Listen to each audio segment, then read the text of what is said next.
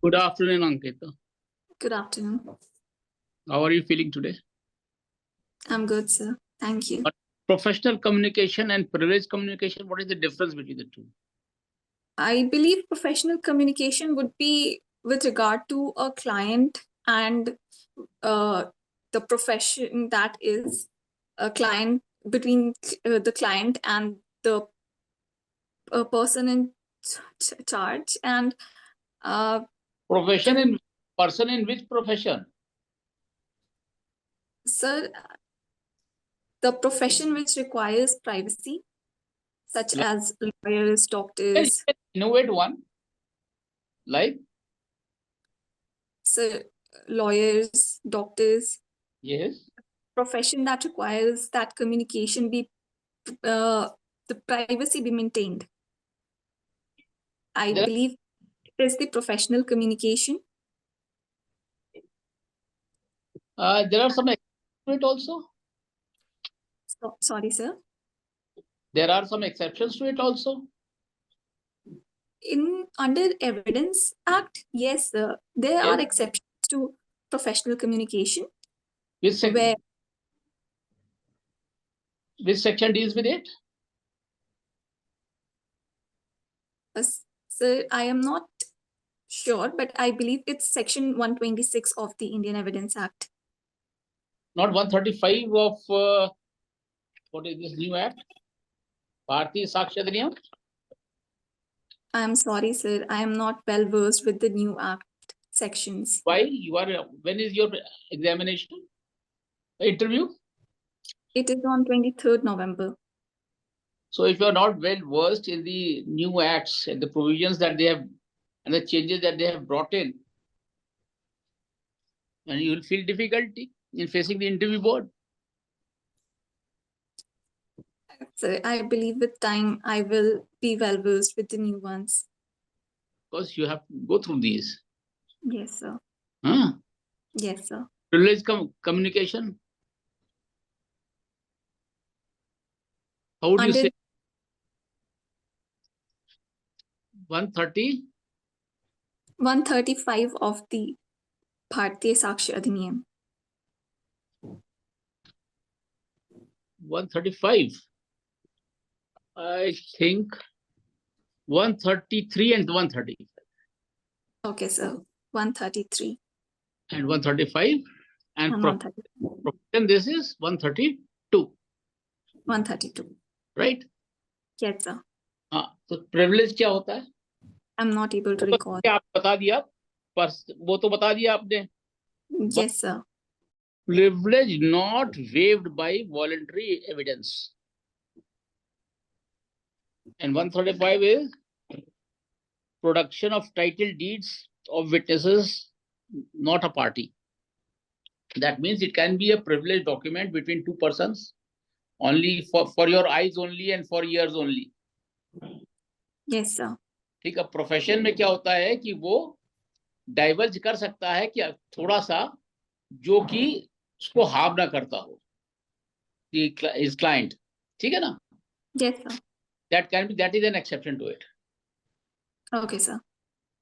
अच्छा, ये आपने कॉन्स्टिट्यूशन पढ़ा है? Yes, sir. आर्टिकल 254 क्या कहता है? What is repugnancy? It deals with repugnancy actually. Sir, repugnancy is with regards to the legislative law, wherein the center and the state makes the law. If the law made by the center will be prevailing rather than that of the state. In a situation where the state act has received the assent of the president, then the state law will prevail. So but parliament has the power to make the laws. So your answer is not complete. Okay. Yes, sir. Okay. Where the assent given by the president to a state act, the state act will prevail. Okay. Yes, sir. Sanjay भाई, आपने LLM भी किया हुआ शायद? No, sir. नहीं किया. अच्छा अच्छा. अब आप जरा नए तीनों के नाम बता दीजिए जो नए एक्ट आए हैं. वो तीनों के नाम क्या क्या चीज है? Yes, sir. Bharatiya Sakshi Adhiniyam will replace Indian Evidence Act. हाँ The Bharatiya Nagrik Suraksha Sanhita will replace Criminal Procedure Code, हाँ and Bharatiya Nyaya Sanhita will replace Indian Penal Code. ठीक है, सब कब पास हुए? एक्ट का पूरा नाम लीजिए तो उसके साथ उसका सन भी बताइए। हाँ सन भी बताइए। सन भी बताइए। दीज आर ऑल पास इन 2023। 2023. हाँ ये ध्यान रखिएगा, जो FIR का प्रोविजन था पहले पुराने एक्ट में, अब नए Yes. एक्ट में किस में इंट्रोड्यूस हुआ है? यानी Sir, भारतीय नागरिक संहिता है। भारतीय नागरिक सुरक्षा संहिता 2013 में. हाँ I am sorry, sir. I am not well versed with the new ये section. बहुत जरूरी है। देखिए ये ब्रॉड प्रोपोजिशंस तो रट के रखिए। ये 173 है 173. Yes. हैं? अब 173 के जो इंग्रेडिएंट्स इंट्रोड्यूस हुए हैं वो सब टिप्स पर होने चाहिए। Okay, sir. हैं 173 में 3 चीजें आई हैं, एक online FIR, Yes, sir. Electronic FIR और 0 IR. 0 FIR। ये Yes, तीनों sir. चीजें रट के रखना चाहिए आपको, तभी Okay. आप सफलता मिलेगी सब चीजों में, क्योंकि नए जी. एक्ट के बारे में सब देखना चाहिए आपको। अच्छा, what is the difference between cognizable offence and non cognizable offence? So the main difference between cognizable offense and non-cognizable offense is that in cognizable offense, the police can arrest without warrant and it can investigate without the permission, without the order of the magistrate. However, in non-cognizable offense, a police cannot arrest without warrant and also cannot investigate without the orders of the magistrate. अच्छा, what about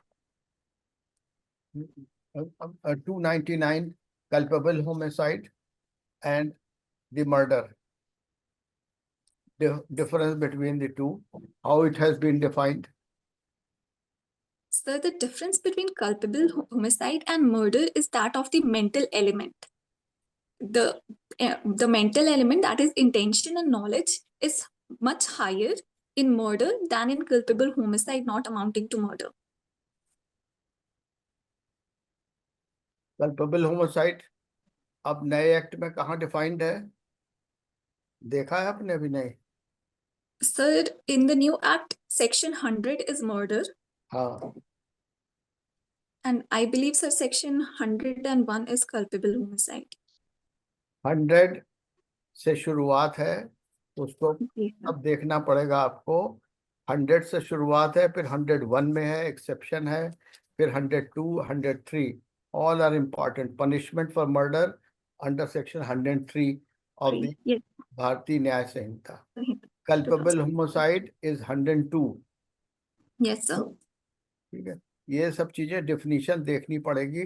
culpable homicide by causing death of a person other than person whom death was intended.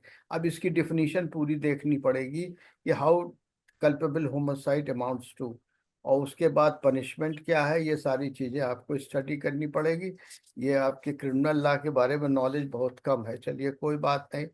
अच्छा, अब आप एक causing bye death by negligence होता है, जैसे Yes, motor sir. Vehicles का होता है, कुछ होता है, वो कहाँ डिफाइंड है? सर, इंडियन पीनल कोड में तो सेक्शन 304A है. I am not sure about the new one. 106 okay sir. 106 है, क्योंकि नए एक्ट के बारे में पूछेंगे ना, तो 106 है causing death by negligence. Okay sir. तो वो 304A जो था वो कन्वर्ट हो गया 106 में। तो इसके यस सर. बारे में भी आपको देखना पड़ेगा। Whoever causes death by any person is doing any rash और नेग्लिजेंट एक्ट। तो जो मोटर व्हीकल्स की ड्राइविंग है रैश नेग्लिजेंट होती है, उसमें किस तरह से पनिशमेंट हो जाता है, वो सारी चीजें देखनी पड़ेगी आपको। इसके बारे में आपका बिल्कुल छूटा हुआ है। अच्छा, यस सर. तो आप CPC के बारे में कुछ ज्ञान है आपको? Yes sir. हाँ, CPC के बारे में सूट्स फाइल जो होते हैं वो आप बताइए किस में फाइल होते हैं, क्या होते हैं, कौन सा प्रोविजन दिया हुआ है सूट फाइल होने का? सर सूट के लिए सबसे पहले तो पार्टीज चाहिए होते हैं, तो हाँ, पार्ट ऑर्डर 1 डील करते हैं ऑफ नहीं, सीपीसी। सेक्शन कौन सा दिया हुआ है बताइए। सेक्शन इंस्टीट्यूशन ऑफ सूट के लिए सेक्शन 26 में दिया हुआ है नहीं नहीं कि भाई ना, सेक्शन 9 है, courts to try all suits unless yes barred. Section yes sir 9 में दिया हुआ है कि सूट्स जो है सब सेक्शन 9 में फाइल होंगे, और उसके बाद जो प्लेंट के अवर्मेंट्स होंगे उसको ध्यान दीजिए। उसके बाद क्या क्या प्लेंट के अवर्मेंट्स होंगे, ओके सर। आप जब ध्यान रखिए इस सब चीजों का। फिर आता है ऑर्डर अमेंडमेंट के बारे में। Order 6 rule 17। हाँ, 17, ठीक है। Yeah. अच्छा, फिर अगर रिजेक्शन ऑफ प्लेंट करना हो, कॉज ऑफ एक्शन ना दिया हो, प्रॉपर स्टैम्प ड्यूटी ना हो, और यस सर, तब ऑर्डर 7 रिजेक्शन। हाँ, 11 में कॉज सारे दिए हुए हैं, रिजेक्शन किस में रिन्यूएबल होगा, दिए हुए हैं। रिजेक्शन किस में होगा। Order 7 rule 11। हाँ, ठीक बात है आपने। अच्छा, what is the difference between section 10 and 11। Section 10 is with respect to res sub judice, whereas Section 11 is res judicata. Section 11 sir res judicata नहीं होता, रेस जुडिकेटा। res judicata. हाँ, Okay sir. 10-12 बार याद कर लीजिएगा तो याद हो जाएगा। Yes sir, res judicata. हाँ, Res judicata sir is with regards to suits or issues कि अगर एक बार एक suit finally decide कर दिया एक कोर्ट ने, तो उससे दोबारा नहीं लाया जाएगा सेम कॉज और सेम इश्यूज पे या फिर सेम फैक्ट्स पे। However, res sub judice fine suits के बारे में फाइनलिटी नहीं है। इट इज कि आपका अगर किसी दूसरे कोर्ट में भी सूट पेंडिंग है और उस पे हियरिंग हो रही है, तो वो जिस कोर्ट में आया है वहां स्टे हो जाता है। अब जैसे रेस जुडिकेटा में 8 एक्सप्लेनेशंस दिए हुए हैं। Yes sir. आपको यस हर एक्सप्लेनेशन की जानकारी होनी चाहिए। Yes sir. 1 2 3 4 5 6 7 8, yes sir. इसमें कौन से में क्या दिया है, क्या सिमिलरिटी के बारे में लिखा गया है, सिमिलरिटी ऑफ द स्टेट के बारे में लिखा गया है, सारी चीजें लिखी गई है। उसकी जानकारी होनी चाहिए आपको। सिर्फ रेस जुडिकेटा कह के काम नहीं बन जाएगा, तो थोड़ी बहुत नॉलेज सब चीज़ों की होनी चाहिए। सेक्शन 10 की नॉलेज होनी चाहिए, सेक्शन 11 की नॉलेज होनी चाहिए, पूरी नॉलेज सब होनी चाहिए, ठीक है। अच्छा, यस सर। ये सब चीज़ें। एग्जीक्यूशन फिर आता है। एग्जीक्यूशन कुछ बता सकती है किस में आता है। Sir execution section 36 of CPC से डील होता है हाँ, और वो सेक्शन 74 तक जाता है, ठीक है। प्लस ऑर्डर 21 ऑफ सीपीसी में सारे एग्जीक्यूशन के रूल्स हैं। तो एग्जीक्यूशन के मोड्स होते हैं जनरली आपकी अरेस्ट अटैचमेंट बाय रिसीवर या फिर arrest before judgement, sorry attachment भी अरेस्ट। तो होता है, मेन अटैचमेंट तो यस सर। अटैचमेंट बिफोर और आफ्टर दोनों हो सकता है। Yes sir. Yes, mister justice Harkauli sahab, brother देखिए आपसे क्या पूछना चाहते हैं। इंटरोगेटरीज पढ़ा है आपने, इंटरोगेटरीज के बारे में? Yes sir, order 39 of CPC. Absolutely right. अब एक चीज ये बताइए कि मान लीजिए किसी केस में एक ही प्लेंटिफ है, उसकी डेथ हो जाती है, एक डिफेंडेंट्स एक से ज्यादा है, मल्टीपल डिफेंडेंट्स है, ऑल राइट। Yes sir. एक डिफेंडेंट ये एलेज करता है कि साहब इंटर सी हमें भी तो कुछ डिस्प्यूट है डिफेंडेंट्स में, तो प्लेंटिफ के मरने पे तो अगर मान लो उसके जो एलआर्स हैं वो सब्स्टिट्यूट नहीं किए जाते हैं, तो सूट अबेट हो जाएगा। तो यस ऐसे सर। केस में जो डिफेंडेंट क्लेम कर रहा है कि साहब इंटरसी डिस्प्यूट है डिफेंडेंट्स में, वो ऐसे सूट में उसके पास क्या रेमेडी ओपन रह जाती है? Sir transposition. हाँ हाँ। डिपेंडेंट अपने आप को जिसके पास बहुत ज्यादा इश्यूज हैं वो अपने आप को प्लेंटिफ के जगह पे ट्रांसपोज कर सकता है। Order 23 rule 1A। I am not wrong. और गार्निशी साहब क्या समझती है? Sorry sir. Who is a term who can be termed as a garnishi? Garnishee order, yes sir, judgement debtors debtor, उसके अगेंस्ट गार्निशी ऑर्डर दिया जाता है in execution में। Hmm very good. तो अगर कोई सूट अबेट हो गया है तो सेम कॉज ऑफ एक्शन पे जो लोग क्लेम कर रहे हैं अपने आप को एलार्स ऑफ द डिसीज प्लेंटिफ, क्या वो फ्रेश सूट ला सकते हैं या उनके पास क्या रेमेडी ओपन होती है?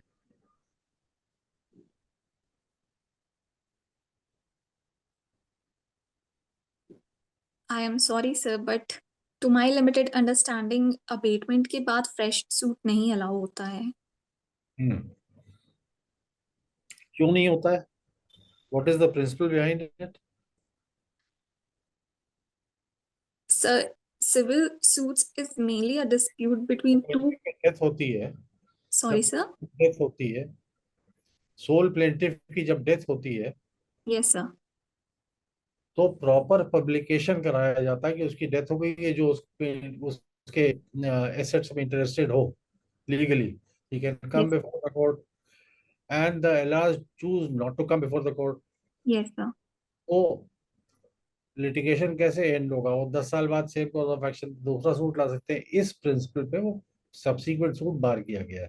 Yes sir. You should try to understand कि भाई what is the reason behind that provision. You will be able to Okay, sir. understand the exact connotation and the meaning of the provision better that way. Yes. वैसे you are very well versed in law and I think there are reasonably good chances of your succeeding in the interview. Thank you sir. Try रहिए, ऐसे ही मेहनत करती रहिए। Wish you all the best. Thank you sir. My opinion too. Opinion too. Yes sir. Yes sir. Yes sir. Best of luck.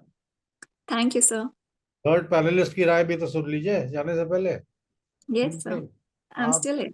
आप बस जरा सा study करती रहिए, प्रोविजन आपको सब पता है, लेकिन उसके अंदर की जो गहराई है उसकी स्टडी करते रहिए, क्योंकि जैसे आपने रेस जुडिकेटा के बारे में बता दिया, सब चीजें ठीक बताई, लेकिन जो डिफरेंट इंग्रेडिएंट्स है एक्सप्लेनेशन 1 to 8 तक, इसकी नॉलेज होनी चाहिए आपको। वैसे भी जो आपने उसका आंसर किया था उसमें आपको करना चाहिए, जैसे नेसेसरी इंग्रेडिएंट होता है कि अब the facts materially and substantially in issue.